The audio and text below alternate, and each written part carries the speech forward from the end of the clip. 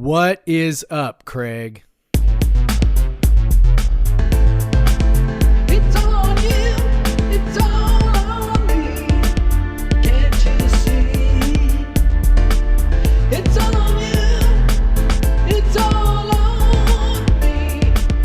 You and me, can't you? It's on you, it's on me.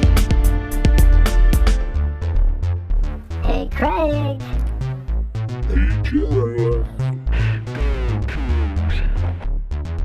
Right or wrong, we don't care.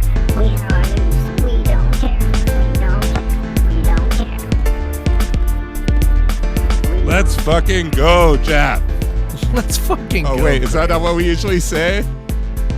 Wait, go fucking Cougs, Craig.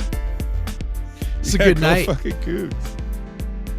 Man. Yeah, go fucking Miles this is- Rice. Go fucking Isaac Jones. Like, yeah.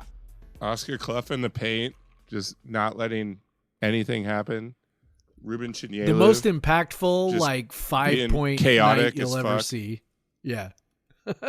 Kamani just Jalen you know, Wells hitting shutting down Jaylon Wells Tyson. hitting No big deal. ridiculously tough shots. Like, I don't, Yeah. Yeah. just they were throwing a lot of guys at Jaylon Tyson, dude. Like Wells was getting a hand, like Yaki. Yep. You know, they were making sure that no one was getting worn out, and Yep. so No, they went hard before we after get him. started, this is Podcast versus Everyone, episode 209. I'm Craig Powers. With me as usual, Jeff Newser. And yeah, Jeff. So we're recording this like 20 minutes after the Cougs just beat Cal. And Cal looked pretty pissed because I think they thought they could beat us again because they won by some fluke Yeah. in Berkeley. But I mean, they probably didn't think it was fluky, but yeah, it was, as we know, it was pretty fluky.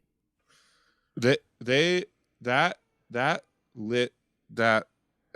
pretty obvious now. That Cal loss lit a fucking fire under the ass of this team. Yeah. Like Yeah.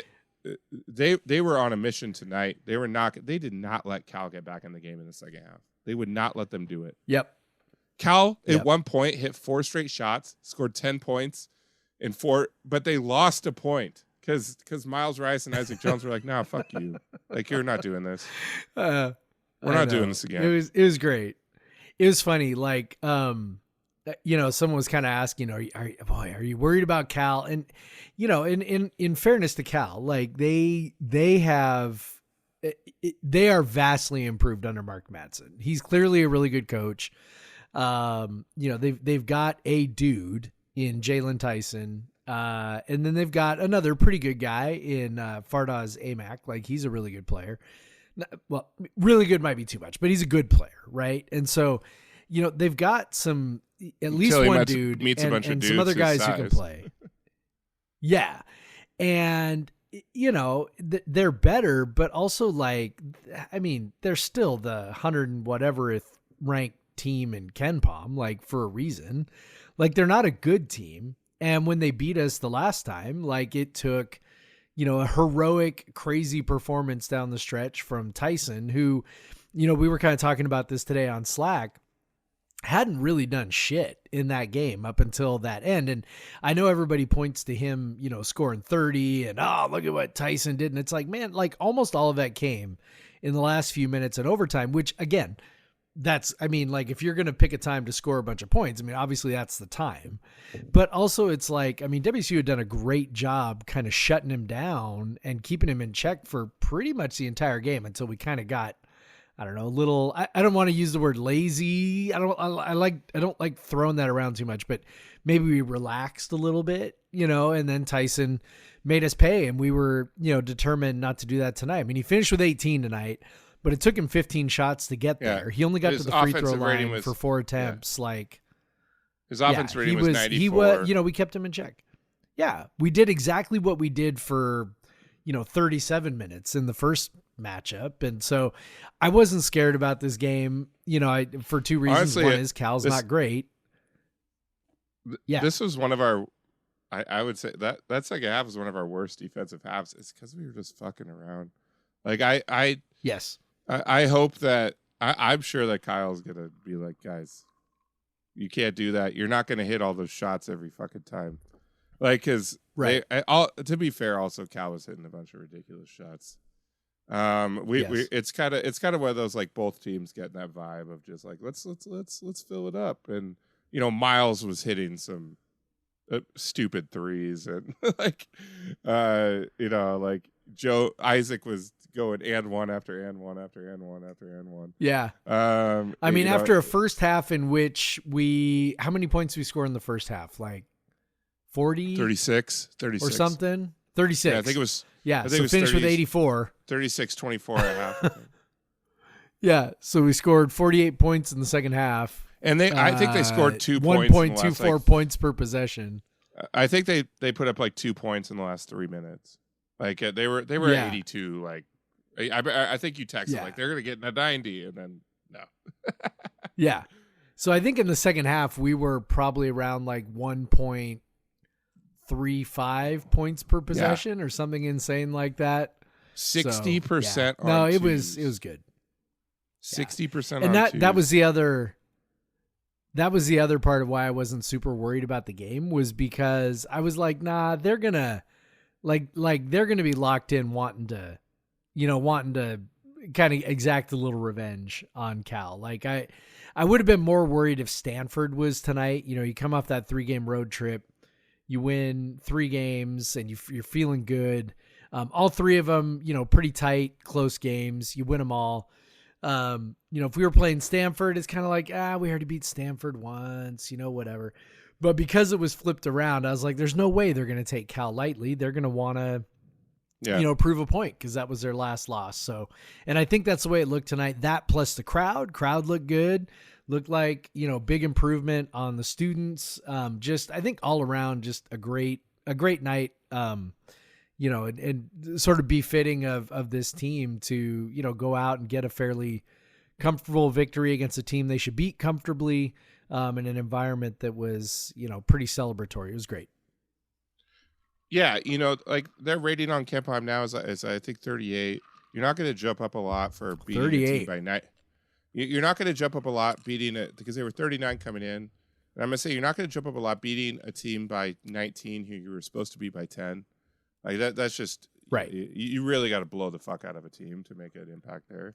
And as we are finding out, once you start getting up higher, it gets it gets harder and harder to move up, right? Because it's like, the difference between the team, there's aren't that many teams to go over, right? And so I think that's what So people who are like, why aren't we moving up more in net? Why aren't we moving up more in KenPom?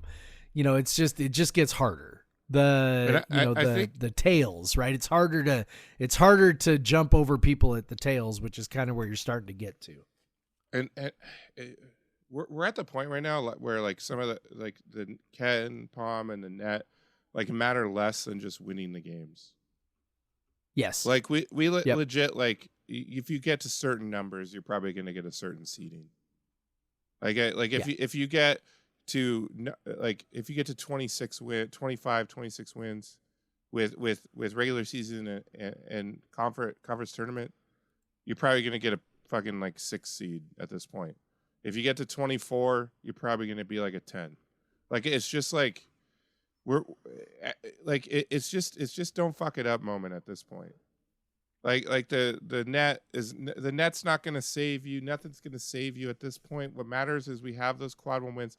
UW confirming that they're going to be pretty quad 1 with that 20-point blowout. Colorado being nah, maybe we won't be, by losing at UCLA, which UCLA is just going to kill some people. They're just killing hopes and dreams third place UCLA in the Pac-12. Yeah, they're just assholes, killing people's tournament resumes. They're gonna beat Utah on Saturday too. They're ruining Colorado and Utah both need those wins. They're not going to let either one of them get a win. They're just they're hovering around 100 in net. They're just fucking up people's worlds, which that's one of the toughest games. Arizona and probably UCLA is the next toughest game, which is Yeah. No, I would agree. We would not have 100% said that right now. Would not have said that a month for ago. sure. Of course, a month ago you wouldn't have said that UCLA and WSU would probably be like second, top 3 teams in the Second conference and coming third. into that. Yeah. Yeah. They Well, both are we on are now, by the 6-game winning way, streaks, so. I was going to say we are both tied with the nation's 9th longest active win streak at 6, according to Ken Palm. So that's pretty nice. Yeah, it's too bad Gigi has a birthday party on that day. I can't go to that game. UCLA's probably last trip to Pullman ever. But yeah, tonight, man, like I just for sure. For sure. Last trip. They will not come here of their own volition. I think we know that. Also, we wouldn't invite them. We wouldn't care. We don't want to play UCLA. If they would come, we'd take them. But I mean, they hate like here already. and I just let's not play at Poly either. It's fine. No. But yeah, like tonight, just I'm so impressed with how they came out and just took care of business. Yeah. As a Mariners fan, I've seen so many times like the Mariners have a big run on the road and then come home and there's a big hyped up crowd and they like get swept. Yep. But so I always have that in the back of my mind. And we've seen Coug teams go on big runs and then at the height they just like fall on their face.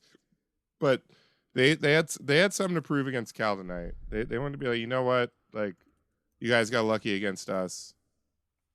But honestly, we mentioned it after the Cal after they beat Utah and Colorado. Is that maybe that Cal loss was an inflection point for them, and it showed them that you can't fuck around against anybody. Like you gotta play hard. Like you're not good enough to just beat teams with 35 minutes of a game or whatever. They've come out and just rattled off, beating Utah and Colorado at home, getting 2 quad 1 wins on the road, and then avoiding the rakes against Oregon State and Cal, and then they have another rake to avoid against Stanford. It's just so impressive how they came out and, because like you said, Matson's a good coach and he has this team playing above, like they win a lot of games that they shouldn't. And he has them playing really well. And they were clearly frustrated that WSU was like, no, not tonight. Like, you're not doing this now. Yeah. Matson got attacked. One of their Rodney Brown got attacked. Yep. They were clearly pissed off. Yeah, and they weren't getting points the way they want to get them either. I mean, Tyson, like we mentioned, Tyson didn't have a great game. And Amac kind of struggled with our interior defense to some degree. He was still getting some offensive rebounds. I think it looks like he finished with 5, which is, hugely annoying. Which was that was really it though. Like it was we were vastly improved over the first matchup. We dominated the glass on both ends. Like dominated it. And anything he tried to do in the post, he couldn't get done. He ended up with 4 personal fouls, 6 points, 11 rebounds, but wasn't able to convert them into, a bunch of points. And that's, Cal really had to turn to some other guys. Yeah. It wasn't IMAC, but Matson got mad about what he got the tech was because there was contact that was not called. And it was like, dude, have you been watching both at like the floor right in front of you? Yes. In the first half, like WSU's bigs and anyone who ventures in the lane for WSU is getting hacked every time. They're not calling it. Yeah, our guys are hacking your guys. They're not calling it. It's both teams at the time had like 2 fouls. Like, and there's like deep in the second half. It's like, yeah, you're pissed, but you're getting the benefit of this too. Like Clough doesn't miss that many goddamn right hooks. Like he makes every damn one of those, but not when he gets hammered. Yeah. It's like, come on. Well, like, not only that, the one where he got the tee was not even a foul. Like Kamani didn't foul him at all. Tyson initiated the contact, pushed off with his off arm, and like there was nothing there for a foul. So, yeah. Yeah, he was frustrated, and yeah, it's nice to frustrate a team. And that's happened a lot Yeah. in the Kyle Smith era. And when you're able to frustrate teams with the way you play, but then also have guys like Miles Rice and Isaac Jones who just bury teams. Like Miles Rice had 25 tonight. What, he's got to get like maybe 10 against Stanford to tie the record for freshman of the week. Like, I don't know. Like he's he's got that. I don't know. He might have it in the bag already, to be honest. Yeah. Like if you get one 25-point game, you might get the freshman of the week. But let's go out and get 25 again against Stanford, Miles. That'd be great. Sure. Yeah, let's do that. I mean, Miles is so, like, I saw some of his like post game comments. Like, he seems like one of those guys that is really, I mean, he's a super nice guy, right? Like he's well known around the program for being like super affable, and he's got, this great story of, overcoming cancer, and all this stuff. And yet when I see him and I hear comments from him, I'm like, man, there is like a little killer inside of him. And he also just, like, you can tell that he is one of those players that will manufacture slights. Like, he'll just imagine shit that somebody like said or did or thought or looked or whatever. And it's like, I can imagine that he's going to come out against Stanford. And, if I remember right, their little point guard had, I don't know, 22 or 24 points or something like that in the first one, where we beat Stanford down there. And Miles had 35. So I can imagine him being like, yeah, Miles had 35, but he'll also be like, man, that fucker had, 20 whatever. And, I need to make sure he doesn't have that. And I need to outscore him by more than what I had last time. So yeah, he just, whatever it is, he seems to have that Michael Jordan gene or whatever, where he's able to sort of manufacture something, to get him going. And, it sure is hella fun to watch, man. Isaac's got that edge to him too. Like he's the same sort of real nice. Seems like a real nice guy, real kind of chill personality. But man, you see that look in his eyes when they need a bucket, and he wants to like shut the other team up. Like he goes into his bag, and like the shots he made today were just like the array of them, and then the footwork. He's unbelievable. The positions in which he catches the ball that end up in a layup sometimes are just fucking insane. The way like his footwork, like he has the footwork of like like a coach. Your fucking high school coach would dream of any big having, and saying that every big had it in the 70s or whatever. Like Jack Sikma footwork or whatever. Like my dad would always say Jack Sikma or whatever. Like he has the most. So does Clough. Like they both are just incredible footwork, and they both score from positions that aren't positions of advantage all the time, but they just make their way into it. And then Miles, like he gets, I love the color commentator tonight was really good. I usually like him. He's fun. Yeah, I can't remember what his name is. Muhlenbach. Muhlenbach. Yeah. He kept talking about how he just prevents players from blocking his shot out.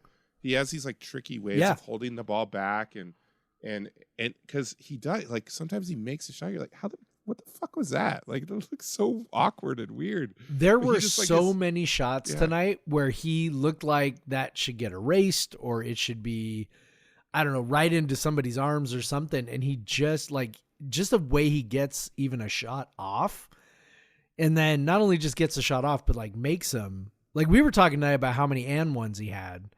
Like I think you said 4. He had 4, maybe, like whatever 4. It was a Definitely lot. 4.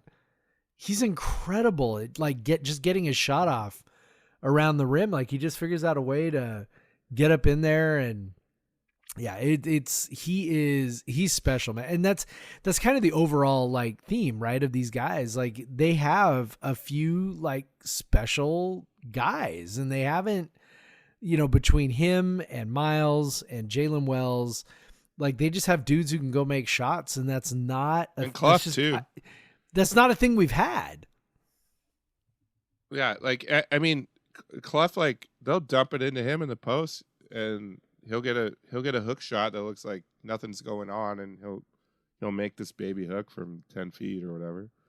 And Jaylon, Yeah. like Jaylon was just, he wasn't shooting that well from outside, but he still ended up with 12 points, 124 offensive rating, 3 boards, 2 assists, whatever, doing whatever, playing a ton of fucking defense.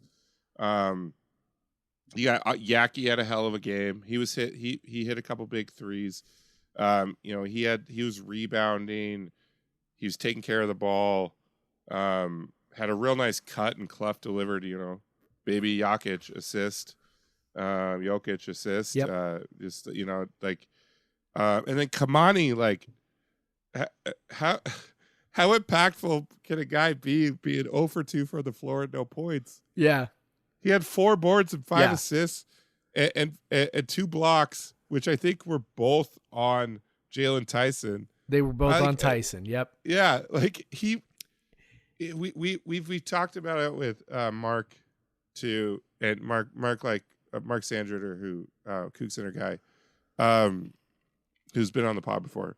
But we've talked with him. He subscribes to this web. I can't remember what it's called now, but that shows he subscribes to the site that'll show what teams are with and without guys on the floor.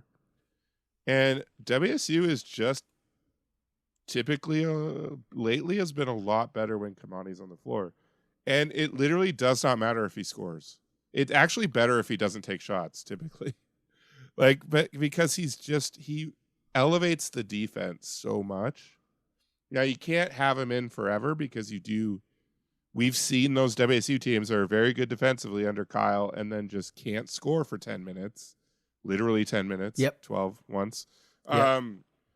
So, you can't leave him out there forever but tonight he wasn't scoring, but he was creating points. Like he was doing a hell of a job. And when he doesn't play out of control, because he is the best passer on the team when he isn't throw it out of control. Like he's easily the best passer on the team. And he was 17 minutes, 94 offensive rating, no points, but he was massively important to this game. Save Ruben Chinyelu, 15 minutes, 4 of 6 from the floor, 10 points, made both of his free throws, 5 boards. I don't know how Chinyelu is not credited with a block. I guarantee I saw him block at least 2 shots. Dude, yeah. So the man is keeping his block percentage down because there has been a lot of Chinyelu blocks that are not recorded, man. Like I swear. Yeah. There was one that could have been given to either him or Kamani. Like they could have given it to either one. Heister said it went to Ruben, but clearly it didn't in the official box score. So. Well, I said so. Like there was a couple it's times conspiracy where for sure. Ruben was challenging a shot, and then it ends up 10 feet short. It's like, these are Division I college basketball players. Yeah, I don't know about that. Yeah, probably a block. But yeah, but that's hard for a score. Like if it gets tipped. And it takes like it is. It's so hard for these guys for the scorers to keep up. Like the person entering the official stats. It's tough, man. It's definitely hard to keep up. So, but yeah. Killer win just to not just survive the game, but take the game and dominate the game. Love that. Like that. This is the type of win where you make this feels like the team that we want it to be, when they win like this, and it's not like by the skin of your teeth, and it's what you're supposed to do. Like, yeah, exactly. Right. And like when a team like Cal comes to town, you're supposed to whip them. And they did. And, early on in the first half, Cal was making life difficult. I think Mark Madsen's a really good coach.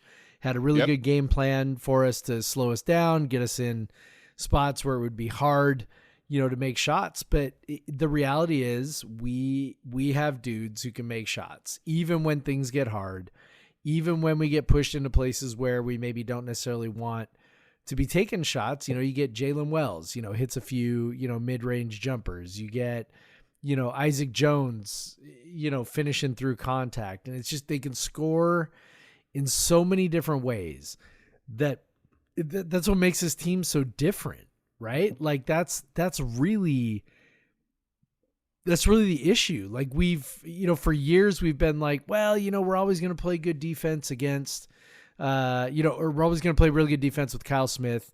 The offense, it's always going to be a little rough with Kyle Smith. And it's like, nah, like this team has dudes who can go make shots. I mean, so there was like a big log jam in points per possession in conference play where I think we were like 5th or something or 6th, but like there were like 4 teams that were all like 1.09 something, right? So after tonight, we have now moved up to 2nd.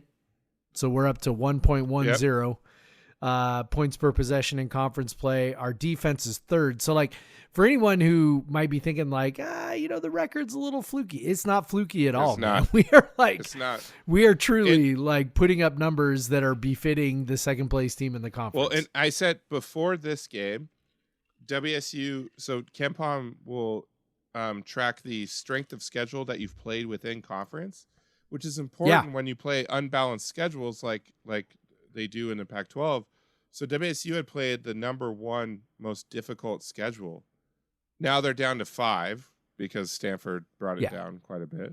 But before this, they were at number 1.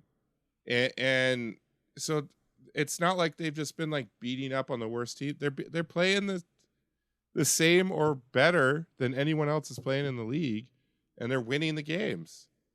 And it's really tough for a team up. It's tough for a team up near the top to have a high conference strength of schedule because you don't play yourself, right? Exactly. So it's like that's like that tells you, who they've played, and in the unbalanced schedule, like you said, like they've had better opponents in the unbalanced schedule than maybe some other people as well. And like we say over and over again, it's made such a difference. We've had teams that are around this quality, but not this good. That's a difference. Not win games, right? Is having guys like Miles Rice and Isaac Jones, Jalen Wells. Like it's just you have guys that can make shots, and because at this point we're always going to have especially at this point in the season, Kyle Smith always has good defense, and so But the difference now is that we have an offense to match it. We're 38 on KenPom, but the last 2 months, this is a top 20 team the way they've been playing. Like I think Torvik has them around 20 in the last 10 games or something.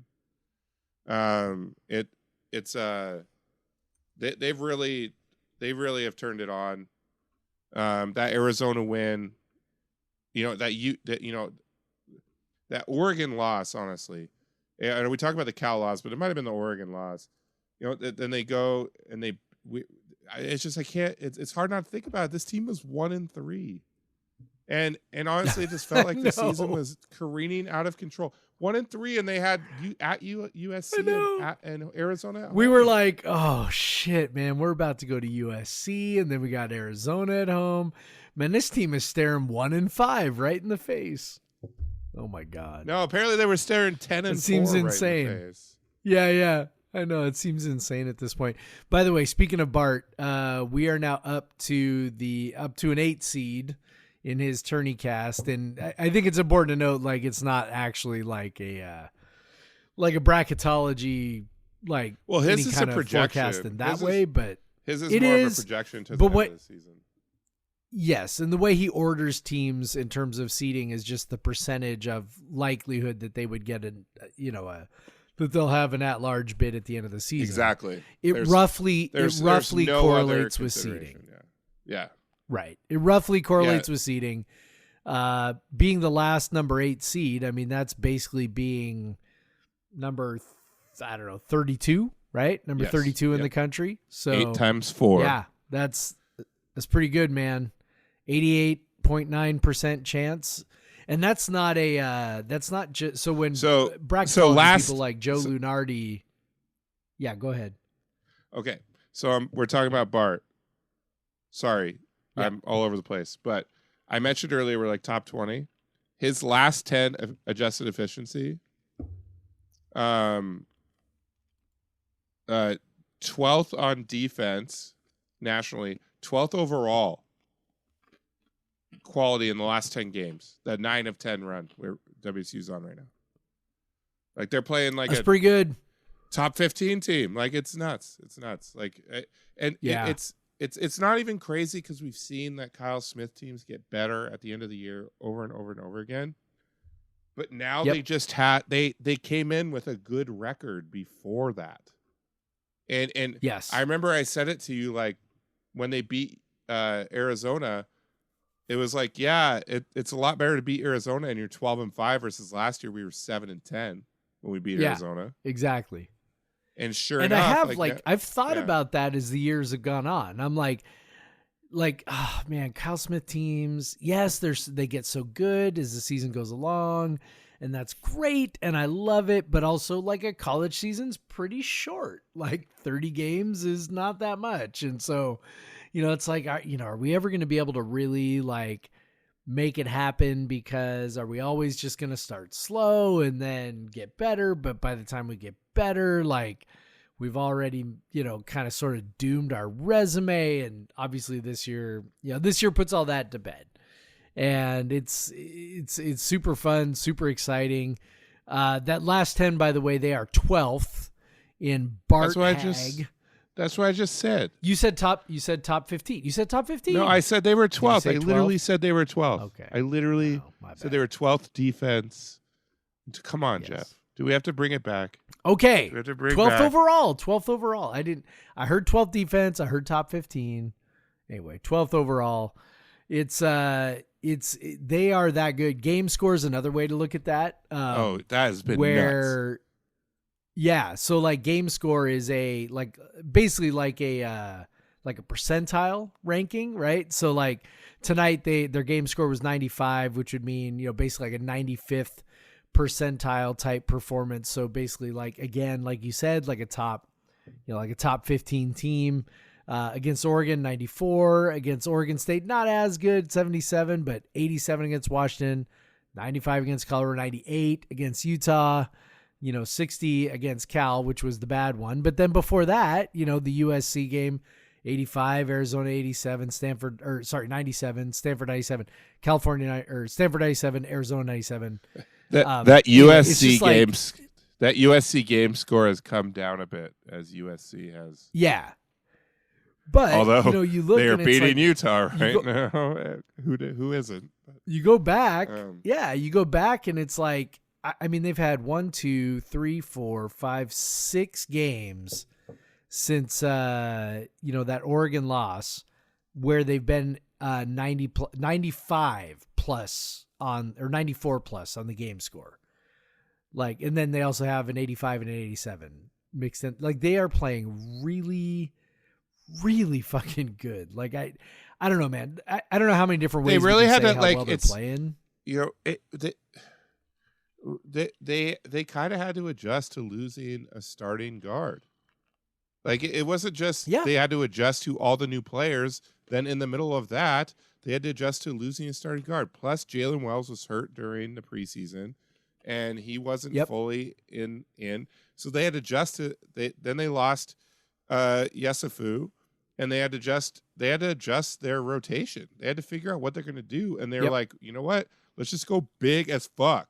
Like, and that has worked so well. Like, it's that we keep inching up on the average height on KenPom, and we're now tied. Craig, we're number one.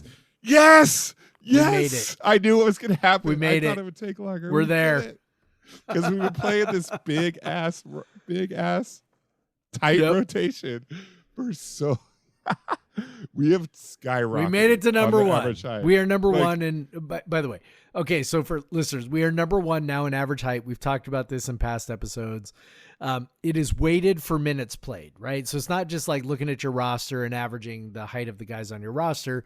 It's like looking at the guys on your roster, looking at who plays, and then weighting it for the minutes that they actually play.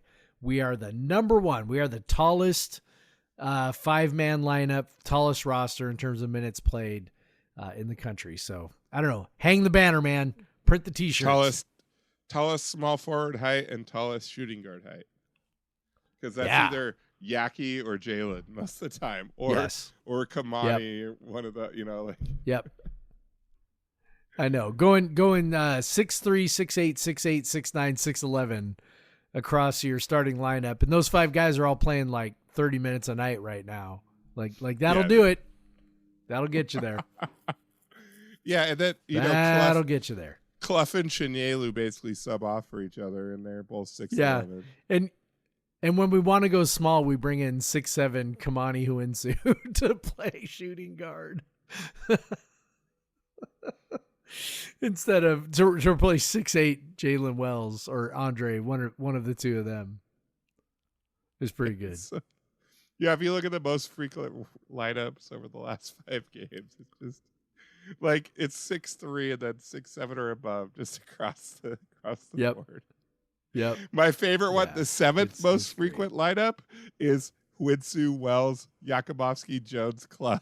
No one under 6'7". No one. That's the 7th. Yeah. That's only That's been a fun 3% of the time, but that's the 7th most frequent lineup. 6'7", 6'8", 6'8", 6'9", 6'11". That's a long ass line. That's Fuck where the guards. zone maybe isn't so bad. Who needs You guards? put those guys We in don't and run need a zone. guards. Yeah. We see don't need big guards, dudes, apparently. just tall guys Yeah. who can shoot. That's all Yeah. that matters. Yeah. Or Kamani, for tall sure. guys who just do something. I don't know. Yeah. Oh man, so Oh God, this is so fun.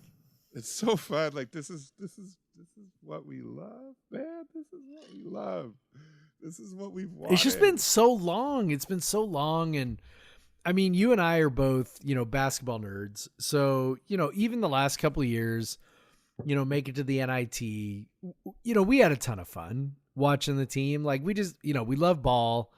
We we are more, the kind of morons who followed the team super close, even during the Ernie years. Like most fans, I think, were smart enough to check out during that time and not worry about it. You and I, of course, we're still like, living and dying with all of that.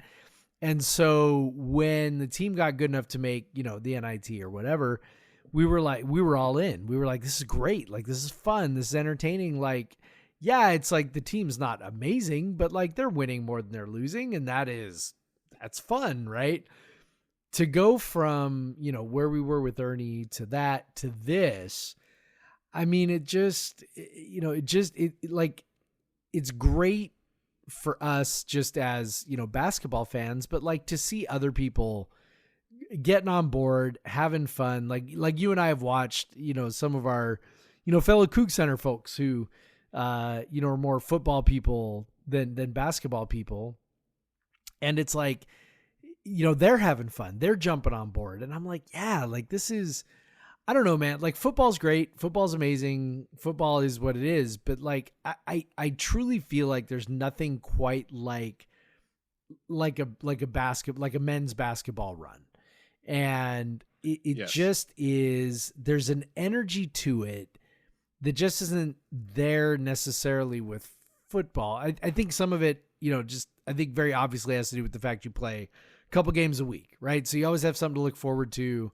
In fact, we were talking about how like during that stretch when they played at Washington and they played, like one game in like, 12 days or whatever it was. I was like, man, I'm dying here. I'm dying. I need another game, so playing, this you have week you have the weekends to look God. forward to. Wait until Thursday. Like I said, yeah, it's just like, I want Coug basketball, and it was like, we were, now kids get 5 days off for President's Day, whatever. That's cool. So we brought the kids to, I'm in Yakima visiting in-laws, and then I'm going to go to Pullman on Saturday morning. But I was just like, please no traffic so I can get there in time to watch the game. please. Like I was so excited. Like I was so excited. Like it, and it's so fun. Like every day, like Monday, I was like, oh fuck, it's not till Thursday. Next game's not till Thursday. Next game's not till Thursday. Tuesday, Yeah. like, it's only fucking Tuesday.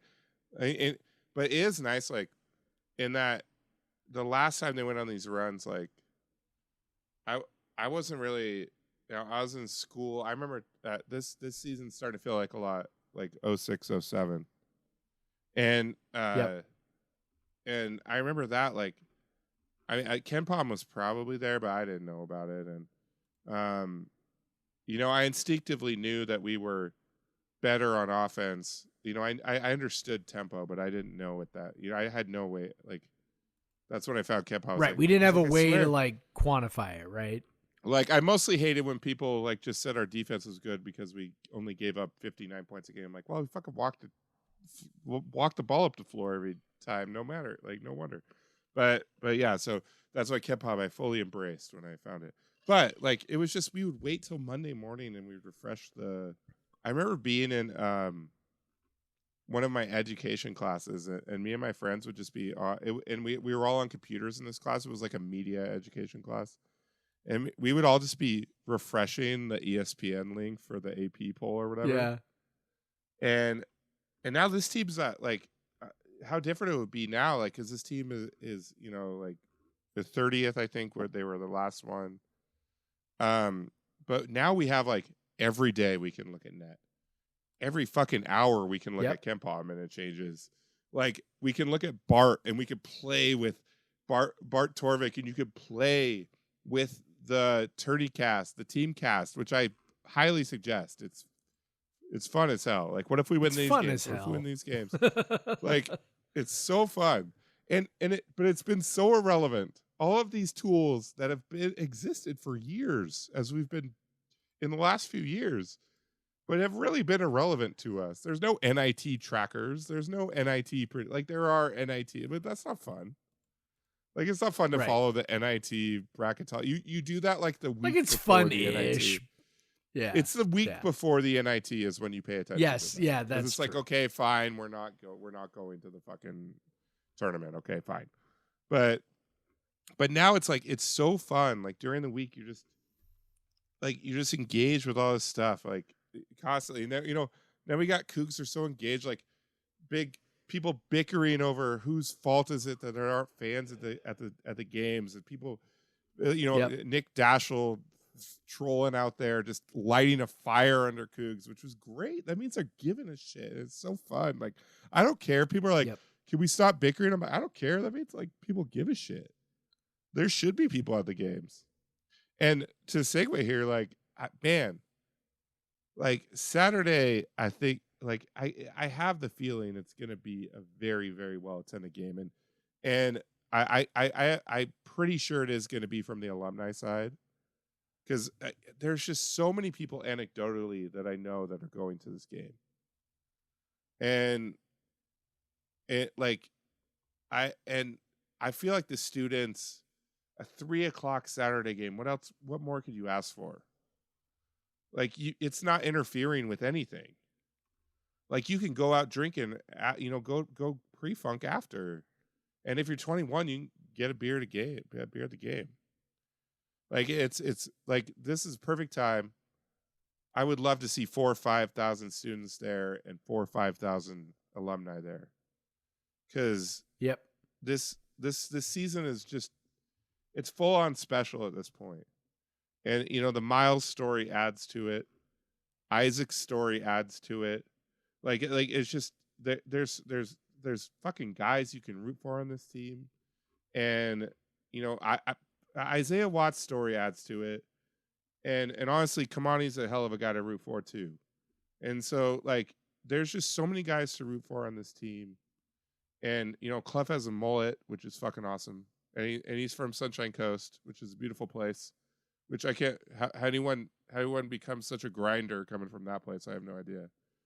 But like, it's just this is a fun team, and they're just playing like badasses, and they're fucking knocking off one by one all of the defectors, and there's only a couple to go. I think we have ASU left, UCLA left, right? Yep. So if they beat ASU and UCLA, they'll beat every team. And that is the dream. When we were talking about like in the fall, like what team is going to be like the revenge team? And men's basketball was low on the list. Let's be honest. Yeah. Like it was like Especially volleyball, everything that women's everything that happened. basketball, soccer. Yeah. So, but here they are just beating the shit out of teams. And there's a huge, this is another like avoid, to borrow a term from our friend Kyle Sherwood, but like avoid stepping on the rake. But it's another one of those Right. on Saturday. We're favored to win by 9 on Ken Palm, 78% probability. Stanford's 91 on Ken Palm. They just got their ass kicked by UW. They do have Spencer Jones, who they did not have the first time we played them. He's a good player. Sucked today. But he is a player I think WC can neutralize because he really often like bullies teams like by being a kind of weirdly tall for his skill set person. And guess what? We got tall dudes. It's gonna be a 6'8" guy on you the whole goddamn game. Like, sorry, Spencer. But yeah, like I hope the atmosphere is just nuts for this, and it should be. Yeah. Like this team has won 9 of 10, 6 in a row. I mean, and within that, so many huge wins. They're not beating shitty teams. Like they're huge road wins. No. And their last 3 home games, they've won 79-57, 78-69 over 2 good teams, and then 84-65. And then the home game before that, they beat Arizona. Like, you got to show up and watch this team. Like, there's just no reason not to. And that's why I felt like I had to make it out for the Stanford game because I just have other shit going on for the other games. But it's hard being 5 hours away. But yeah, I'm excited to make it out for that. I don't know how much you want to get into the analysis here, Jeff, but of Stanford? Yeah. No. I mean, we should beat them. We should dominate the glass. We really should dominate the glass. We should be eating Stanford should get very few offensive rebounds. They might not let us get that many, but it's hard to prevent us sometimes from getting to the glass. Stanford should have a tough time shooting. And Stanford's biggest asset on offense is 3-point shooting, and WSU loves to not let teams shoot 3-pointers. Yep. And it's one of their best qualities. Yep. Kyle Smith, that's one of his constants is no threes on defense. So that's what we're going to be trying to limit because that's their biggest asset. They do shoot the ball well inside, but good luck. Yep. I don't know. I'm just getting too cocky, but it's just maybe. I mean, I don't know. I just feel like. Well, first of all, I don't think Stanford is very well coached. Like, I think I don't know. I think we agree on that. I don't think Jared Haas is a great coach. We've never said I know. such a thing.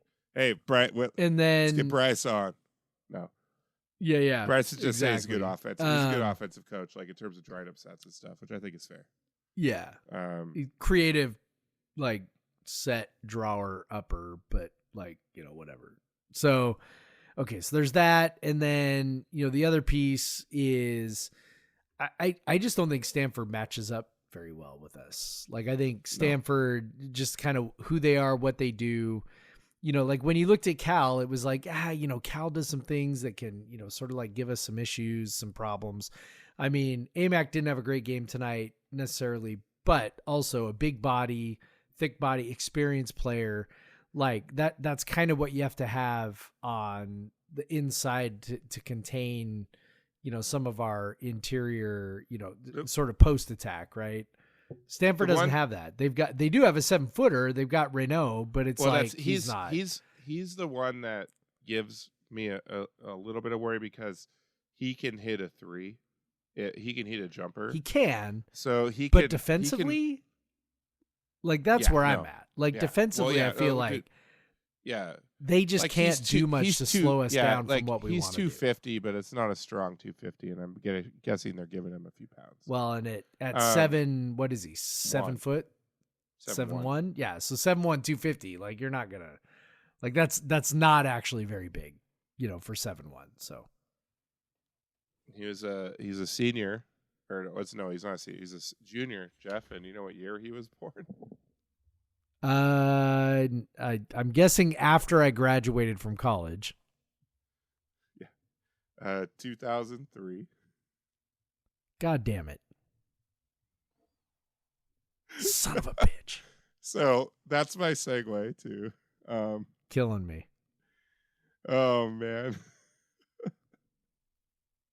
So that's my segue to if you're a student and you listen to this, which thanks. You listen to a couple old guys talk about basketball. Appreciate that. At the game, and I have to say thank you to Bob at the Coug. Because I was just gonna pay for this shit myself, but so I am going to be walking around the student section during timeouts before the game and during timeouts and halftime. And I'm gonna have a camera and I'm gonna have a mic and I'm gonna do that TikTok thing where I ask people questions like rapid fire, and it's gonna be millennial basketball Coug basketball trivia. So what I'm saying is basically like when emo was big, when Coug basketball was big. I'm going to be talking about those teams that when I was in school, the players who were millennials themselves, I'm going to be asking questions. I'm going to walk it up to some of y'all and ask you questions, and I will have gift cards to the Coug to hand out if you get them questions right. I will not be giving out any gift cards to anyone who gets the questions wrong. I will give out hints though, because I like to see people win. But yeah, so I'll be wearing a size medium OG first year Zoo Crew shirt. Yes, we used to have shirts. It used to be a club. It was basketball only. It was a basketball only fan club. It was women's and men's basketball. And so I have one for the very first year. It has the Coug year 72 on the back. The Coug was the sponsor for the Zoo Crew. And they are sponsoring this as well. So we're gonna do millennial Coug basketball trivia. We're gonna be wandering around. So if you are a student and you listen to this, brush up on millennials who played basketball for WSU. And I'm gonna be asking some questions. It's gonna be fun. We're gonna find out which students actually listen to this podcast. So yeah. Not sure. So we're gonna find out. Bob has given me a lot. Bob, the owner of the Coug, he's given me a lot of gift cards to hand out. So I got to come up with a lot of questions. That is a lot. I know. And they got to be like you're gonna have to like come up with like things like, which player was famous for hitting elbow jumpers as a forward, and it's like I don't know, man. I don't know. You're going to have to go deep into the bag to come up with some questions. I don't know, man. That was so long ago. These kids were like 4 years old when all that went down. Or some of them maybe like some of the questions I'm thinking like Maxime Reynaud is born in 2003. And I'm guessing there's going to be kids I've talked to that were born in like 2007. Yes, they will have been infants. Or 2006. The last time the Cougs went to the tournament. So yeah. But yeah, I'll be around. I'll be a fat guy in a little shirt, not a fat guy in a little coat. That's also a Gen X millennial reference right there.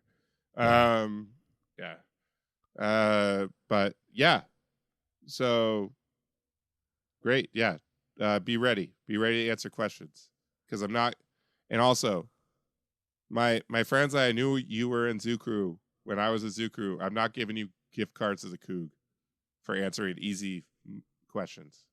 These are for the Gen Zers. The Gen Zers got to answer the questions. All right, so with those gift cards, obviously you could buy beer, and so Jeff or Cougaritas. But Jeff, I want to know. What are you drinking to celebrate Cougar men's basketball being fucking good again? Yeah, man. I'm so I had a couple of Bodies while I was watching the game, and then we decided to record a show. So I was like, I've had enough beer. So I That have was moved legit. on. Kind of that was a like game time decision. By the way, we game Yes, time we were decision. like, That's fun. I don't know, maybe we'll record, maybe we won't. So I'm like, all right, I'm gonna have some beer while I'm watching the game, and then we're like, yeah, let's do it. And I'm like, I've had enough beer for the night, so I've moved on to vodka sodas. Although my soda of choice, so maybe this is where I get a little uppity Bougie. about the situation. Yeah, a little bougie about it. I do prefer the Topo Chico twist of lime, mineral Ooh, very water, carbonated specifically. mineral water. Yes, it really is the best mixer when it comes to mixing with vodka or gin or or tequila, whatever your liquor of choice is for a liquor and soda type drink. So so vodka sodas tonight with Topo Chico twist of lime. Not exactly a highbrow beer selection, but it is doing the trick, Craig. What's the vodka? Tito's. We have to have Tito's in the Classic. house because it's gluten free. So Tito's and Topo Chico. You know, you're very Tito's close. and Topo If you- Chico. Just some lime juice and you have a ranch water. I actually did add a little bit of lime juice that we had in the fridge. So Well, you got Yep. you got yourself a ranch water there, my friend. there we go. There we go. It's got a name and everything. Woo! I'm sorry, no, that's tequila, right? I'm sorry, my bad. That's tequila. Yeah, I think Tequila you're right. and Yeah, I think Nah. you're right. don't even worry about me. Yeah, close. Tequila soda is my go-to drink. It is. It definitely is. Gin and soda is usually mine, but I'm out of gin right now. So Gin and soda when I don't We want went my with the breath to vodka smell as instead. bad. When I'm at the corporate events, gin and soda, please. yes, yeah. Right. Less Yeah, filling tastes great. Like I feel like it's the Miller Lite of liquor and liquor mixed drinks. So But I went up to Bellingham, to the delight of our friend Stephen Ayers and our friend Kyle Sherwood, for my beer today. And I didn't physically go up to Bellingham. My favorite bartender, Dee, recently went up there for a little trip with her girlfriend, and she brought me back some Other Lands beer. And if you haven't heard of Other Lands, they're a lager forward brewery up in Bellingham that's just making, in the tradition of Chuckanut, just making some killer fucking European style beers, just absolutely crushing it. And they have really cool labels, really cool bottles. And I thought like, so what I have here is a Keller beer lager, rustic, full flavored pale lager inspired by the beers of Franconia. Ooh. Soft, expressive, and fresh from our cellar. I don't know what that means. Fresh from our cellar. Household Gods is the name of the beer. Household Gods. Right now in my household, these basketball players are the gods. And so I thought, yes, perfect. And it was delicious, by the way. I already finished it. It was a Keller beer. It's a light beer. I crushed it. But it was delicious. Otherlands, just if you see a lager from Otherlands, just drink it right away. Just order it. Drink Okay. it. They're so good. They're up there with like Wayfinder and Chuckanut for me as like just incredible lager makers in the Northwest, and probably some of the best in the country. But yeah, and now I'm drinking a Velvet Glow from Russian River Brewing. nice. Love Rush, and if you're lucky enough, actually, Sherwood's getting so many mentions on the podcast tonight. But he texted me that his local bar is getting Pliny the Younger. They're releasing that soon, or on Ooh. tap now. So a lot of it. Nice. So Pliny the Younger is releasing into Washington right now. So some of the bars have already put it on.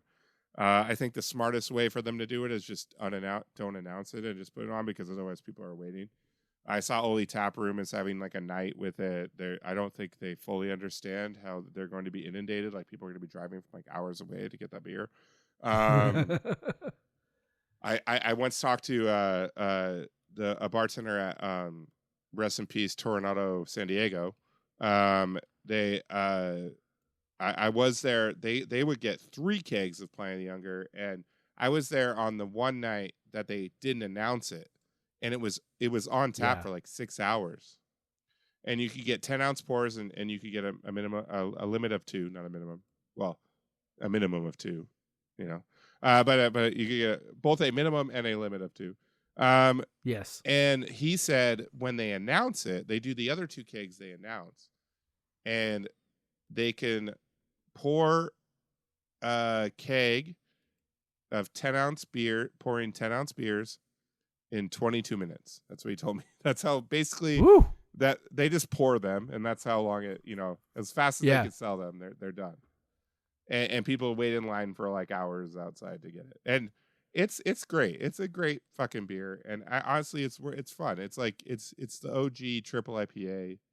Like if you have a chance to have it. It's so good. It shouldn't be that good for the hype. You're always like, oh, you're like, yeah, this is really fucking good. And honestly, now that I'm just like fully on the West Coast IPA train again, I fucking love it. But if I'm able to find it somewhere in Tacoma or at some point, that would be great. But if not, I'll be fine. I've had it before. And I'm so happy that I get Pliny of the Elder like frequently now. But Pliny of the Younger is a triple IPA version of Pliny of the Elder. It's 10%.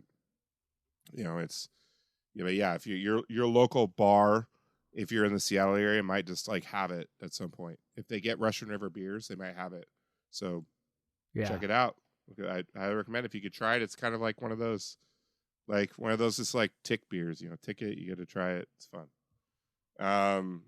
But yeah, so that's what we're drinking tonight. I would love to have some Pliny of the Younger. I'd fucking crush that right now, but that's not what I have. I have some Velvet Glow from Russian River, pale dry lager. It's so good. I love it. And they're canning it now. It's great. Anyway, so beautiful. Not to bring it about too much, but the women's team is just not in a good place. The Stanford loss. It's like whatever. Like, well, what the problem this weekend is Charlize was always going to be gone against Cal and Stanford, and that's what makes it kind of sad. Is like she should have been playing in I can't remember where in Asia, I think, for the FIBA World Cup qualifiers, but she she couldn't do that. But so they were never going to have Charlize this weekend, but it was more highlighting what they're missing and how they haven't quite adjusted to not having her. The Cal game is the frustrating one. Yes. Because I feel like in a regular scenario, there should be enough talent on this team. Cal's good this year. No doubt about that. But they're a lot better. But they're, even without Charlize, in a regular scenario, they should be able to beat Cal at home. And yes, Cal shot the lights out, to be fair. And WSU made a hell of a run at the end, but really they were dug too deep of a hole. And then Stanford, they fought like hell, and really they were right into it going into the fourth quarter. And then Stanford is Stanford, and they went on a huge run. And it looks like they got blown out again, but that game was 53-51 going into the fourth. And throughout the game, it looked like Stanford was going to pull away, and they just kept pulling back. They kept pulling it back, but then they just didn't have that last run to pull it back and make it close at the end, which was a bummer. There's so many good players on this team, and like obviously Charlize was just that a special player that took things to another level. But I just hope that this weekend playing Arizona, who's solid, but they've already beaten by 20 when they had Charlize, and then Arizona State, who's not good. It's really just like they need to get a few more wins to feel safe. Yep. Because you can't not win a game without Charlize and expect to make the tournament, no matter what you did earlier in the season. Right. Like I think they got to get. That's what we've talked about. Like you have to be able to, you have to show that you can beat teams, right? Yeah. And that's the thing the committee values above all else. You have to demonstrate you can beat teams, and you cannot just like be cruising into the end of the season with like 6 or 7 losses in, however many games you have left without, Charlize. It's like you have to show you can beat somebody. And it's been tough. I mean, I think they looked a lot better. I didn't watch much of the Cal game. I think Stanford, they looked much better in that one. Like, they didn't look lost. They just, kind of got, they just got overwhelmed by Cameron Brink mostly. And then Stanford, I cannot remember her name, but the forward who gets 1 million offensive rebounds. So, and then they have 5 players that can hit a 3. Like, it's just it's ridiculous. Yes. Yeah, they got people everywhere, and Brink, somehow plays 35 minutes in the of post defense and gets 0 fouls called on her. I haven't quite figured that one out yet. Yeah. But and that was like Bella, fouled out on a frustration foul at the end where she elbowed Brink in the midsection. She got her money's worth on that one. Yes. But, she was frustrated. There were a couple of plays where she felt like she got fouled by Brink, in the post. And Bella does have some very quick, post moves that typically draw fouls. And, Brink just sort of gets the benefit of the doubt repeatedly. So, just really tough. It sucks, to play all those years in the Pac-10/12/8, whatever. And, never beat Stanford, but I think there were positive signs from this weekend, and it's even if the hard part is even if there's positive signs, the Pac-12 is just such a meat grinder. It may not matter a whole lot, but it certainly was some performances to give you some hope and give you some optimism going forward that they can pick up some wins down the stretch, such that the committee is not able to sort of completely discount what they've done without, Charlize. Yeah, but I just want to let's end this on happy thoughts. Let's, the men's basketball team, it has a big game. It's not a big game in terms of if they win, it's more of not losing, but also let's pack out Beasley on Saturday.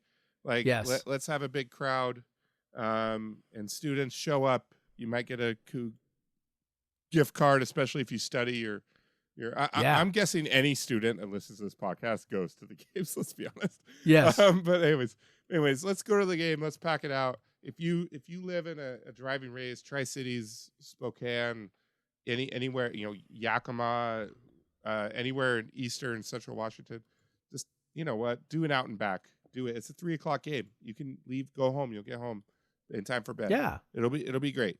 Look for the tall guy with the sexy hair. Yeah, sexy hair and an incredibly tight shirt. This incredibly tight shirt that does not quite cover his belly. But I'm very excited. I wish we were going to. I remember, Jeff, we went to the Stanford game last year and it was fun. It was fun. But yes, but I'm hyped to be able to get out to Pullman for a game when Cougar men's basketball is has this buzz around it. So I'm very excited for that, and I'm excited to watch Miles Rice and Isaac Jones and Jalen Wells and Andre Yakimovsky and Oscar Clough and Ruben Chidielu all and Kamani Wintu all fucking crush the Cardinal. It's gonna be fun. With that, Jeff, of course, we're on a 6-game winning streak. We're 19-6. We're 10-4 in the Pac-12. A half game out of first place. It's go fucking Cougs. Go fucking Cougs, Craig. Black Lives Matter. Oh, and the website or whatever. Black Lives Matter. Subscribe. Go to podcastvseveryone.com. Get vaccinated.